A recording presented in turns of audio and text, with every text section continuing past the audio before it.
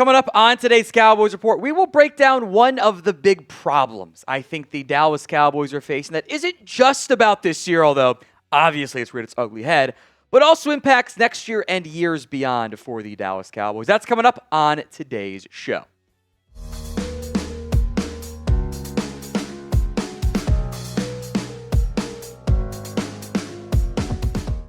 There are plenty of problems the Dallas Cowboys currently face. One of the common trends that I have noticed with this team this year, and you can point it back to previous years as well, for all teams, to be fair, is that too many of the Cowboys' highly paid players are simply not meeting expectations right now. Why is that? What's happened? What are the Cowboys doing wrong? We'll break it down for you on today's show.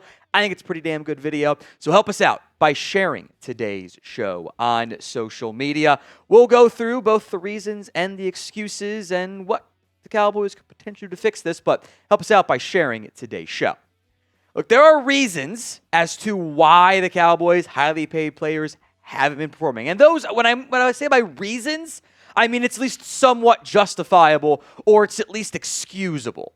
There are also excuses, which are not good reasons. They're just like, that's why, but it's not okay, and it cannot continue to be the case there. Big picture, it is not just one issue. It's not just this is why, this is why. It's not that this is the case here. Some of it is players haven't been good enough. Straight up, that is the crux of the reason. I think there are also some bigger picture issues of like, maybe the front office just messed up. Maybe your coaching staff, which we'll discuss on defense in particular, is an underlying issue here for the Cowboys. But of the big extensions, the 8 players who are, for now, making more than $12.5 million per year, only those extended by the Cowboys. So I'm not talking Kenny Clark or Quentin Williams. Those guys don't count here. The high-paid extensions, the average, I'm not even counting Kenneth Murray in this conversation, by the way. Dak, big money deal. CeeDee Lamb, Tyler Smith, DaRon Bland, Osa Odighizuwa, Trevon Diggs, Terence Steele, and Jake Ferguson. These are supposed to be your core players. These 8 guys that are making the most amount per year, not how it impacts the cap, by the way, but just per year cutoff there. There are 5 other, I think, notable extensions that have also been signed by this team. The safeties making about $7 million per year. Kevontae Turpin at $4.5. Hunt Lipke at $3.5. Marquise Bell at $3 million as well. The common trend here is this. Way too many of those players, not all of them, aren't just playing below expectations. They're playing outright bad. And it's one thing if, we spent a 3rd-round pick on a rookie, a 5th-round pick, they're just not ready yet, versus, we paid this guy top of the market and they've been bad. That cannot happen. That is a massive issue for any team. And the Cowboys aren't good enough roster-wise to overcome it in the same way the Eagles did when they paid, Bryce Huff all that money last year. So overall, what is your confidence level in this Dallas Cowboys front office? 1 to 10 is the scale and the pinned comment, by the way, on today's show. 2 players who I'll say, let's talk about them, at least for this year. Dak Prescott has been awesome, has been the single biggest reason why the Cowboys have been able to win games this year. He's been really good. Also, I think worth mentioning CeeDee Lamb. The drops against the Eagles are a huge issue, don't get me wrong, but he's like top 5 in yards per route run this year. Even missing time with the injury, this is still a superstar wide receiver. So those guys I'm kind of putting off to the side of like they're playing up to at least expectations. Let's go to Tyler Smith, who we have pushed as Cowboys fans, might be the best guard in the NFL.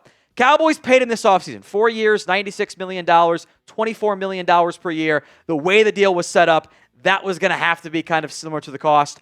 Of note, he's got rolling guarantees, i.e. the money guarantees in, for example, 2025 for 2026.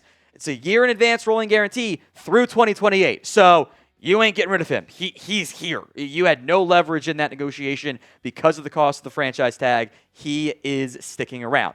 This year, Tyler Smith's play has dropped off a little bit. If you want to use PFF as like a guide point here, down from 75 on average to 67.9. I suspect that at least part of that decline in play is due to that little nagging knee injury that he has had. He hasn't been a bad player, though. I think he's just a little bit below expectations. I'm not worried or that upset with the play of Tyler Smith. I need a little bit more this year and beyond. We'll come back to some players that I am concerned about, but I am concerned about my age as well. Look, getting older hits harder than you might expect. It continues to be an issue for me. The joints aren't the same. The muscles aren't the same. The neck and the back aren't the same. A factor in that is starting in your mid-20s, your body naturally produces less collagen every single year. And that's where Bubs Naturals collagen peptides come in. Helps you feel and look like you're a little bit younger. They help restore your collagen levels closer to what your body naturally had in its youth. Can mean stronger joints, healthier hair, nails, smoother skin, faster recovery as well. Collagen is the protein that holds everything together. It is the literal glue of your body. It's built to the highest standard, no junk, zero sugars, sweeteners, or fillers, third-party tested, NSF certified for sport, Whole30 approved, sustainably sourced from grass-fed pasture-raised cattle. So live better longer with Bubs Naturals. For a limited time only, our listeners get 20% off at Bubs Naturals by using code CHAT at checkout. Head to BUBSNaturals.com and use code CHAT and you're all set. After your purchase, they will ask you about where you heard about them, support our show, and tell them that we sent you here at the Cowboys Report. Let's go to an offensive lineman that we are all upset about and for good reason. Terence Steele hasn't been good enough. There are moments of good play. You can't lose 10% of the time as a tackle. Not saying he's losing 10, but they often come at bad moments. Here's how the contract will break down for Terence Steele. I think we all expect him to be cut, and then that's fine. If the Cowboys cut him after this year, he would have gotten $38.3 million after 3 years of play. That would have been 3 years from the extra extension. For what he got per year, it's actually not that bad, but this level of play isn't meeting those expectations at all. It would have been fine if you were a vet minimum still guy, but for a high-paid right tackle, it's kind of an issue there. Look, Terence Steele has been better since the 2023 campaign. He was better in 2024 and maybe a little bit better in 2025, but I think Clayton Adams was excited to get him back to form. I don't think that's happened. Moments of it, not consistently. Be cool if it changed down the stretch. I have my doubts here. I think the reason here ends up being a mistake by the Cowboys. Maybe they should have waited on paying Terence Steele and see how he recovered from that bad knee injury. Let's go to Jake Ferguson. This one was kind of a surprise with the timing. 4 years, $50 million. Average per year, 12.5. You saw some of the initial money, $30 million. Yes, but no. There is a potential out in Jake Ferguson's contract after the 2026 season. So in the 2027 offseason, the Cowboys could cut him, and it'd be 2 years, $21.6 million in total for 2 years of play. It's not that bad in the end. Relatively speaking, you're paying a premium that's less than the franchise tag. Of note, though, you'll notice, but that doesn't match the guaranteed money. Why is that, Tom? For several of these recent contracts the Cowboys have done, the 2027 year is only guaranteed for injury right now. Now, it becomes guaranteed in the 2027 offseason, so if they're healthy, it's not guaranteed.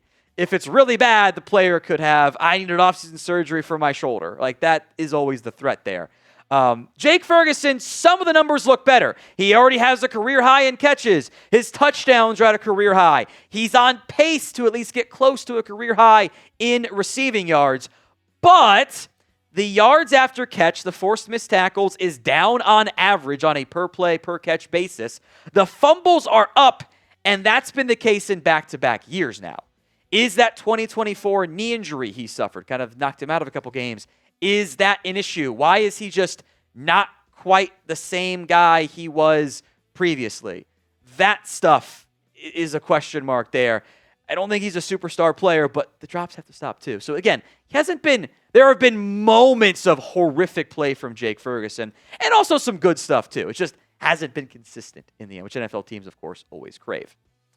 Let's go to Osa Odighizuwa. 4 years, $80 million, $20 million per year. Same exact thing here. The 2027 year is only fully guaranteed for injury. Osa's sack numbers haven't gotten going the way I would have liked. The pressure numbers have improved as of late. TFLs are actually better than what they were last year. The Cowboys did get Osa on what was a team-friendly deal. He would have commanded more on the open market. But was it the right decision? He was not good against the Detroit Lions. He had a tough go of it, especially against the run again. He was playing some of his best ball over the past couple of games, especially once Quinnen Williams arrives. This is who Osa Odighizuwa is. He is not Batman. He is not the guy that can carry a front. He is not good enough in that regard. He is a Robin, and he's never going to be the elite player against the run. He's got to be the secondary player. And there's a pretty long list of Cowboys players, even players at DT, that are making more money than Osa Odighizuwa is. He's not even top 10. He's barely, I think, top 15 anymore. You're not paying him wild amounts, but still, it starts with a 2 on the average per year. You want to get a little bit more dominant play. He's had moments of it, but I still need more from him. Now, DTs tend to develop late, and I'm certainly not writing off Osa, and there are other defensive players I have bigger issues with here. But were the Cowboys right to pay Osa Odighizuwa? Y for yes or N for no? Let's get to one of the obvious oopsie contracts. That is Trevon Diggs. And the injuries have been a factor in this conversation. We know that is a huge reason things have gone wrong here.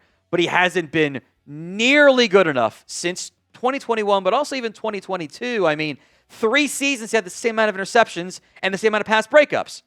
That's bad, and he's not even played or has played 20 games in that time frame in 3 years.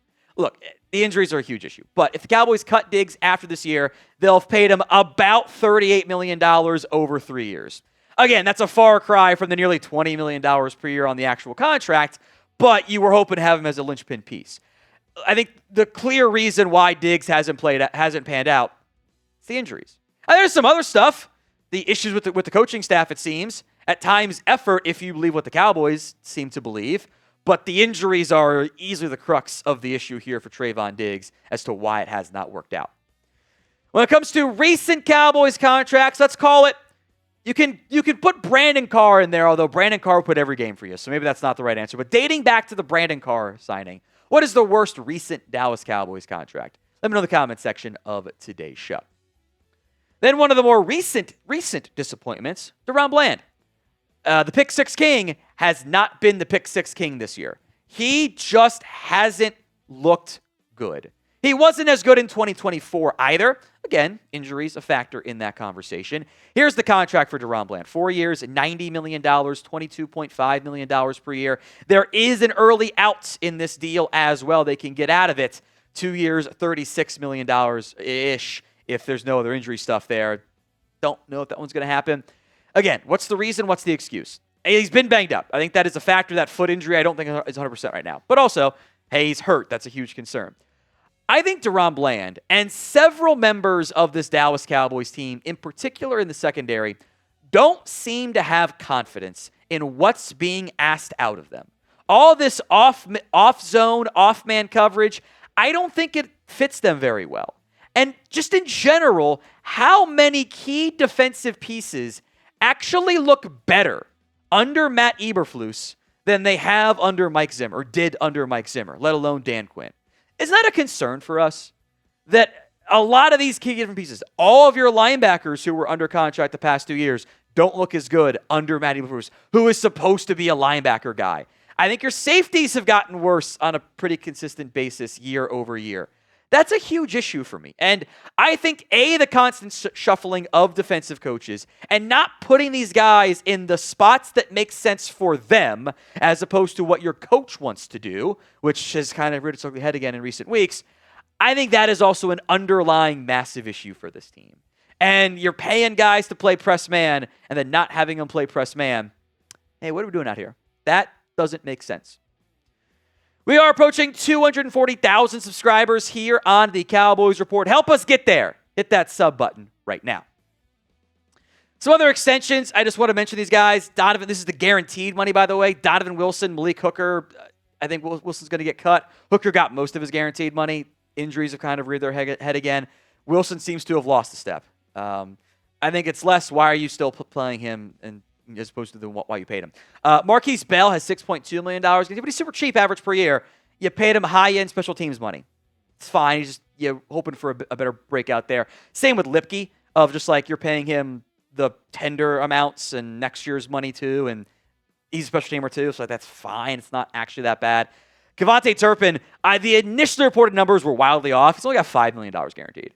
So, again, that's not that bad, but you're hoping for a step forward from those three guys, and feels like those guys, especially Bell and Turpin, have actually regressed this season.